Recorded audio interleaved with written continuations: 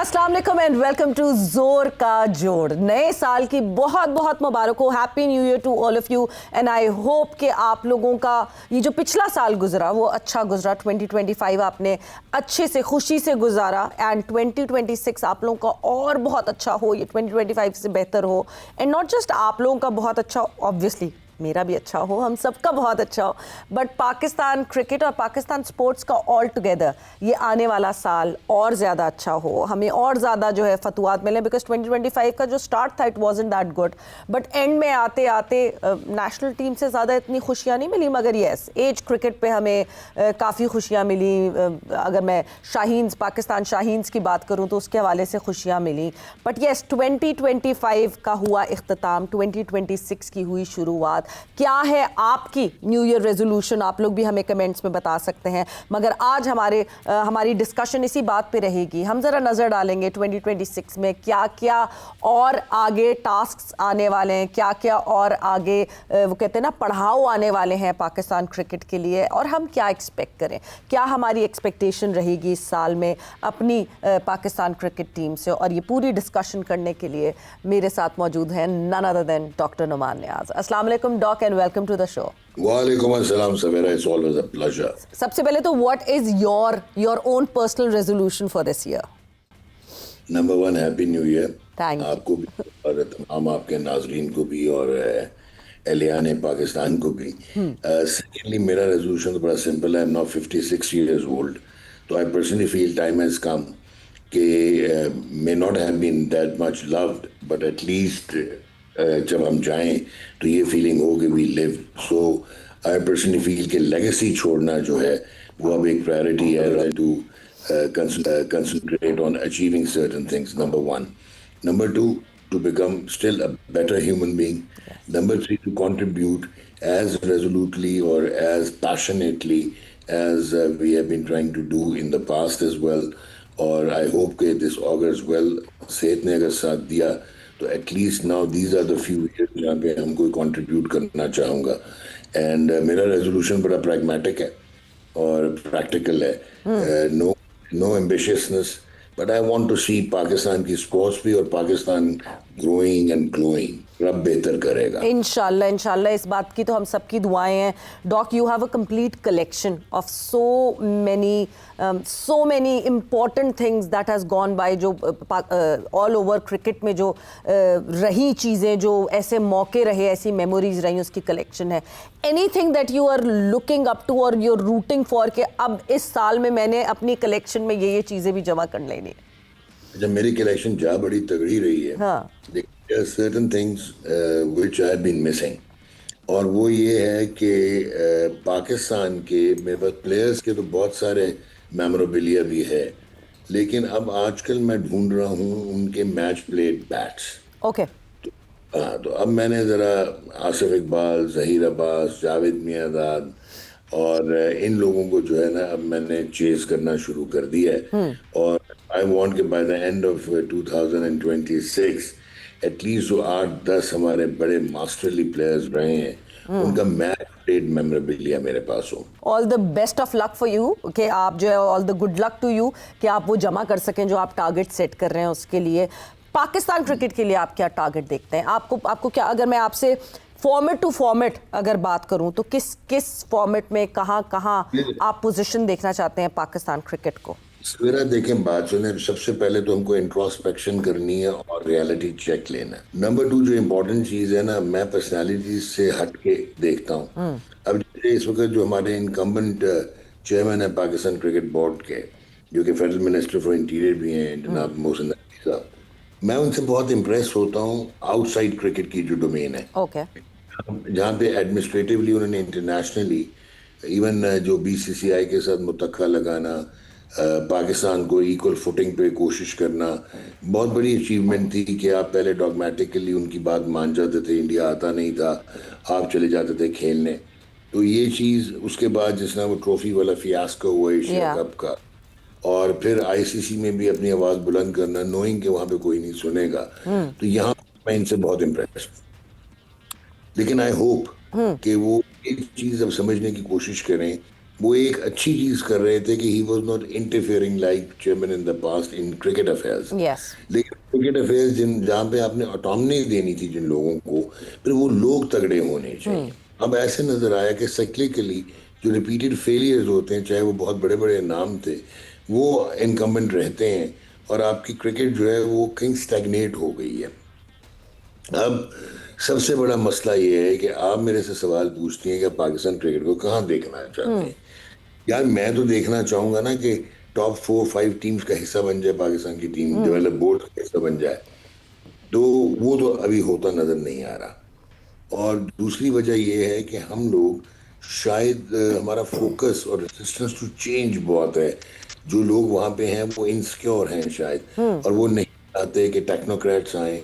वो नहीं चाहते कि वो मॉडर्न टूल्स और टेक्नोलॉजी जो है वो इनकॉर्पोरेट की जाए पाकिस्तान क्रिकेट में, जिनसे वो वाकिफ नहीं है। बिल्कुल। क्योंकि doc, keeping you in mind, क्योंकि आप आज हमारे साथ इस शो पे मौजूद है, सबसे इंपॉर्टेंट मुझे तो ये लगता है कि पाकिस्तान क्रिकेट बोर्ड में मेडिकल अवेयरनेस बहुत ज़्यादा होनी चाहिए, बिकॉज हमने सबसे जो लीनियंट जिस डिपार्टमेंट को रखा हुआ है ना, जिस पे सबसे कम ध्यान देते हैं, जबकि एक एथलेटिक स्पोर्ट्स फेडरेशन जब हो और वो अगर मेडिकल पे ही ना उसका ध्यान हो, क्योंकि एथलीट्स एंड ऑल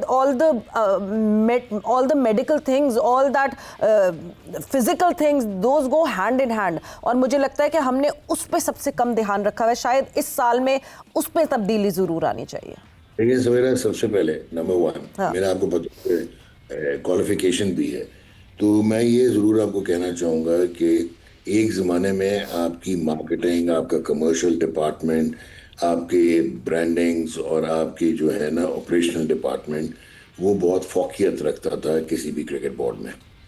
फिर ब्रॉडकास्टिंग राइट्स आ गए, उन्होंने और आपकी ऑलमोस्ट ऑटोमेटेड रेवेन्यू जनरेशन शुरू कर दिया। Cricket sells itself, number 1। तो अब इम्पोर्टेंट क्या चीज़ हो गई कि जो मेडिकल पैनल है, क्योंकि आपकी ये जो मॉडर्न क्रिकेट है वो फिजिकल बेस्ड है। बिल्कुल। और अच्छा, अब हम बात करते हैं सुपरा फिटनेस। ठीक है, अब हमारे इंटरनेशनल फिटनेस क्या हमने अटेन की है या नहीं की है, वो भी हमारे को इतने ज़्यादा प्लेयर्स नहीं हैं जिनको हम ये कह सकते हैं कि वो इंटरनेशनली फिट हैं इंटरनेशनल क्रिकेट के लिए। Yes. तो सुपर फिटनेस जो है वो ग्लेन फिलिप्स वगैरह की है। वो फिटनेस होती है जो एक्सेप्शनल होती है। उसके लिए आपको state of the art medical panel चाहिए, इक्विपमेंट चाहिए, टूल्स चाहिए, क्वालिफाइड लोग चाहिए। तो पाकिस्तान क्रिकेट बोर्ड को ये डिफरेंशिएट करना पड़ेगा कि नो, अब this is not the time for diploma holders और ऑर्डिनरी एमबीबीएस डॉक्टर्स। अब स्पोर्ट्स फिजियोलॉजिस्ट आपको चाहिए। आपको रिहेबिलिटेशन जो है वो 3-4 किस्म की होती हैं और उसमें सुपर स्पेशलाइजेशन हैं। बिल्कुल। फिर उसके बाद आपकी न्यूट्रिशनल डेवलपमेंट है, फिर इंजरी प्रिवेंशन है, फिर ये आप कहते हैं ना कि मल्टी डिसिप्लिनरी अप्रोच चाहिए आपको, बिल्कुल। बायोमैकेनिक्स चाहिए, कैनेजोलॉजी चाहिए। तो वो सारी चीजें आप जब तक state of the art equipment लेके नहीं आएंगे और टीयर क्रिकेट, एज क्रिकेट में नहीं लेके आएंगे। अब देखिए, खुशाइन चीज ये है कि आपकी क्रिकेट में अब भी बेतहाशा टैलेंट है। जी। ये लड़का जो समीर आपका लड़का खेला, ये बिल्कुल। बिल्कुल। बाद मिनाज का भाई समीर मिनाज, जी। उसने शो किया आपको कि आपका टैलेंट की कमी नहीं है, लेकिन टैलेंट 5 से 8%, 10% रह गया हुआ है स्किल सेट। बिल्कुल। डॉक, मगर थोड़ा सा मैं इसके बीच में, क्योंकि हमने जो पिछले साल अभी बिल्कुल एंड में देखा कि जिस तरह अंडर 19 की टीम खेली, जीती, एक थोड़ा सा, क्या पाकिस्तान क्रिकेट बोर्ड को अपना अब पार बदलने की जरूरत है? मुझे ऐसा लगता है कि हमारा पार है इंडिया से जीतना। दिस इज आर पार। दो के मैं जब इंडिया को देखती हूँ तो उनका पार अब ऑस्ट्रेलिया और इंग्लैंड को टच करता है, इसलिए वो शायद बेटर और बिगर टीम होती जा रही है। हमने शाहीन्स जीता, शाहीन्स क्योंकि एक बहुत अच्छा मैच था, it was a wonderful final, वो सुपर ओवर तक गया और सुपर ओवर के बाद जाके हमारे लड़कों ने अपने नर्व्स को काबू रखकर वो मैच जीता, मगर वो बांग्लादेश के अगेंस्ट था। May be that kind of a hype उनको नहीं मिली जितनी इन अंडर 19 के लड़कों को मिली। दो के ठीक है, मिलनी चाहिए, मगर फिर दोनों को बराबर मिलनी चाहिए थी। आपको लगता है वो पार्ट चेंज करने की जरूरत है? नहीं, देखिए, एक तो नंबर 1 चीज ये है कि आजकल इंडिया सिर्फ एक क्रिकेट टीम नहीं है ना। अब मसला ये है कि आपका जियो पोलिटिकल जो इम्पैक्ट है और जो 10 मई के बाद से हुआ और जो आपकी जियो पॉलिटिक्स है, उसमें जो है आपने एक नैरेटिव बिल्डिंग करनी है। और वो मेरे ख्याल में कोई हर्ज नहीं है कि आपने इसको बहुत ज़्यादा ग्लोरीफाई किया। लास्ट कपल ऑफ वीक्स में या लास्ट वीक में जो हुआ, Pakistan under 19 beating. अच्छा दूसरा the way they beat them was massive 191 runs. Yeah. उसके बाद आप बहुत इंडिया से मुसलसल हारते रहे थे और यहाँ पे इंडिया को हराना तो ये भी एक रीजन था तो ये it was more of politics plus cricketing glory. अच्छा एक चीज है कि आप जरूर नवाजें प्लेयर्स को. They deserve rewards if they Yes. Bring such results. Prime minister of Pakistan मिले, chief of defence forces field marshal Syed Mohammad Asim Munir sahab मिले. जी. इसके अलावा अपना चेयरमैन पीसीबी साथ आए टीम के. लेकिन मेरा एक क्वेश्चन ये है कि आप फाइनेंशियली जब इनको सपोर्ट कर रहे हैं, मेरा ख्याल 5 मिलियन ईच दे दिया था पीसीबी ने और कोई 10 मिलियन ईच अनाउंस कर दिया था प्राइम मिनिस्टर प्राइम साहब मिनिस्टर ने. साहब ने बिल्कुल मैं ये समझता हूँ कि इस एज में ये थोड़ा डबल एज सोर्ड हो सकता है. बिल्कुल. आप सीनियर प्रोज हो, उनको जितना मर्जी आप फाइनेंशियली बीफ अप करें, बट इन बच्चों के लिए बहुत बेहतर होता कि जिसना आप 79, 80, 81, 82 में करते थे अपने बेस्ट यंगस्टर्स को अंडर 19 क्रिकेट के. आप एक तो बायलैटरल सीरीज खेलते थे और उसके बाद आप किसी को ऑस्ट्रेलिया भेजते थे, किसी को इंग्लैंड भेजते थे. बेहतर हो कि आप इन लड़कों को साउथ अफ्रीका, इंग्लैंड अकेडमीज में और ऑस्ट्रेलिया भेजें, लब्रा में, जहाँ पे इनकी क्रिकेटिंग स्किल भी हो और इनमें इन्वेस्ट भी किया जाए. इनकी एक वो चीज़ है ना, इनकी वो हंगर इतनी जल्दी ना ख़त्म करें. और ये जो इतने सारे जो पैसे दिए जा रहे हैं, ठीक है, अच्छी बात है, बिल्कुल एक मॉनेटरी बेनिफिट होना चाहिए, मगर वो शायद इनकी कंस्ट्रक्टिव एबिलिटी में लगाए जाए तो वो ज़्यादा अच्छा है. अच्छा सेकेंड इम्पोर्टेंट चीज़ ये है कि सीएफ का मिलना, पीएम हाउस में होना, अंडर 19 एशिया कप आप जीते हैं तो ये भी इनको फिनोमिनल मॉड्यूल में एडजस्ट करना है इन बच्चों को बिल्कुल. कि इनकी रियलिटी क्या है और ये कहाँ पे आए. इसी तरह समीर मिन्हास है, उसकी तो शायद जो पॉपुलैरिटी हो गई है, 170+ की 2 इनिंग्स खेली हैं, कि वो तो एक इंटरनेशनल क्रिकेटर डेब्यू करके 100 कर दे, उससे भी ऊपर हो गया. अब इनको मैनेज किसने करना है, ठीक है. बहुत जरूरी. चौथी आप सूर्यवंशी का एटीट्यूड देख लें, that was becoming of a young lead, जो उसका एटीट्यूड था, जितना मर्जी वो टैलेंटेड हो, बिल्कुल. ठीक है. अब last but not the least इस हवाले से मैं ये कहूंगा कि वर्स्ट चीज ये होती है कि जो अंडर 19 के हमारे प्लेयर्स होते हैं, उनमें से 6 ब्रिलियंट होते हैं, वो कहीं ना कहीं गुम जाते हैं. बिल्कुल ऐसे क्योंकि ही आप एज क्रिकेट में एक गैप है. तो जैसे राशिद लतीफ भी कहते हैं और मैं समझता हूँ कि आपको अंडर 23 क्रिकेट शुरू करनी चाहिए ताकि ये लड़के जो अंडर 19 के ग्रेजुएट करके अंडर 23 में हों, फर्स्ट क्लास क्रिकेट में आए, इनके पास प्लेटफॉर्म्स हों ताकि आगे ट्रेनिंग करें ये इन इंटरनेशनल क्रिकेट. बिल्कुल एक प्रॉपर पाथवे इन लड़कों के लिए बनना जरूरी है. बट क्योंकि वक्त का मुकाबला सख्त, आगे आने वाले यानी अभी हमने ऑलमोस्ट कुछ ही दिन रह गए हैं जिसमें हमने जो है श्रीलंका के अगेंस्ट हमने 3 T20s खेलने हैं, देन हमने ऑस्ट्रेलिया वापस आना है, पाकिस्तान एंड ऑस्ट्रेलिया के अगेंस्ट खेलने, and then the big world cup, the ICC world cup. क्या एक्सपेक्ट करें आपको क्या लगता है, what should be expect from our team? एक तो आपकी टीम का बैलेंस तो नहीं है, ठीक है. 4 तो आपके पहले ओपनर्स हैं. प्रॉब्लम ये है कि जो मैं समझता हूँ कि honest to God cricketing acumen में कह रहा हूँ कि मैंने शादाब खान को बॉलिंग करते बैटिंग करते देख लिया अभी ये बिग बैश में. आप उनको कप्तान ना बनाएं, बट आप उसको रिप्लेस करें विद सलमान अली आगा. आप कप्तानी किसी को भी दे दें, but Salman should now sacrifice, तो आपकी टीम का बैलेंस आएगा. वो कैसे? इतने करीब टाइम पर, is this the right time? जी, अगलों ने शुभन गिल को भी वाइस कैप्टनसी से हटा दिया, जिस तरह वो फैनफेयर के साथ आया. वो वाइस कैप्टनसी थी ना, ये तो कैप्टनसी से एकदम से कैप्टन चेंज करना. देखें, अब अगर आप इनको लेके जाते हैं, मुझे आप एक चीज समझाएं. ज्यादा वो है स्टॉप एंड बैंग, उसकी 49% जो है वो डॉट बॉल रेशियो है. उसके साथ है साइम अयूब, चल गया तो चल गया, नहीं चला तो क्या हुआ, हालांकि एक्सेप्शनली टैलेंटेड है, ठीक है. खेलना आपने श्रीलंका में है तो आप ये भी साइम अयूब को भी देखें, श्रीलंका की पिचेस को भी देखें. नंबर 2 बाबर आजम है. I hope he gets back his mojo back, otherwise उनका एक स्टाइल ऑफ प्ले है जहाँ पे वो हिटिंग नहीं कर पाता. 4 में आगा ने आना तो आप ब्लॉक हो गए, ना आपका पावर प्ले में गेम बन पाया, ना आपका मिडल ओवर में स्ट्राइक बन पाया. अब आपने अंडर यूज किया हुआ है मोहम्मद नवाज को, जो कि पक्का प्रॉपर एक्सेप्शनल बैट्समैन है, ठीक है. इसी तरह अगर शदाब टीम में आता है, अगर आप आगा को रखेंगे तो शदाब को रखने के लिए आपको एक स्पिनर कॉम्प्रोमाइज करना पड़ेगा. या आप उस्मान तारिक को हटा देंगे या इब्रार को हटा देंगे. सो बैलेंस खराब कर रहे हैं। फिर आपने रोल डिफाइन नहीं किया हुआ फहीम अशरफ का। ये तो हो गया एक पार्ट। अगर आप थोड़ा अच्छा, अब जो फखर जमान है उसका स्टैटिस्टिकली उठा के देखें तो एक्सेप्शनल T20 रिकॉर्ड है, चेजिंग में भी 150 का स्ट्राइक रेट है एट नंबर 4। ठीक है। अब अगर आप इनको अपने प्रॉपर स्लॉट्स नहीं देंगे तो इंटरनेशनल क्रिकेट में तो एक स्लॉट से हटने से आपकी परफॉर्मेंस पे प्रिकेरियस इफेक्ट्स हो सकते हैं। बिल्कुल।